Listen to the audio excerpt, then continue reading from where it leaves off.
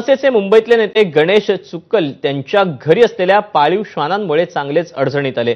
चुक्कल हे पवई भागातील उच्चभ्रू अशा हिरानंदानी परिसरात राहतात। त्यांच्या श्वानांनी इमारतीतले काही रहिवासी आणि त्यांच्याकडे असलेल्या श्वानांवर अनेकदा हल्ले केलेले आहेत। याबद्दल चुक्कल यांना कळवून देखील त्यांनी काहीच केलं नाही। त्यामुळे शेवटी इमारतीतल्या रहिवाशांनी पोलिसात तक्रार दिली, ज्याच्या आधारे चुक्कल यांच्यावर गुन्हा दाखल झाला।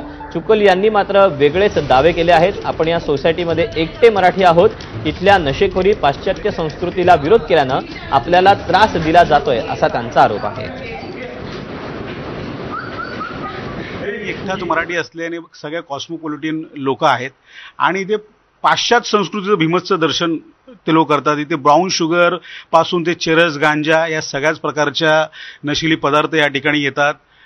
उघड्यावर दारूच्या पार्ट्या, डीजे पार्ट्या, नवरात्रसारख्या आपल्या ज्या धार्मिक सण आहेत त्याच्यामध्ये दारू सारखी पार्टी या ठिकाणी करत असतात आणि काही जण तर या स्विमिंग पूलच्या ठिकाणी ओपन हुक्का पितात। तर त्याला या पाश्चात्य संस्कृतीला मी विरोध केला। काही हिंदू धर्मीय पण या ठिकाणी आहेत, आणि मी त्याचा पुढाकार घेतल्याने आज त्यांनी नाहक तक्रारी या ठिकाणी चालू केल्या।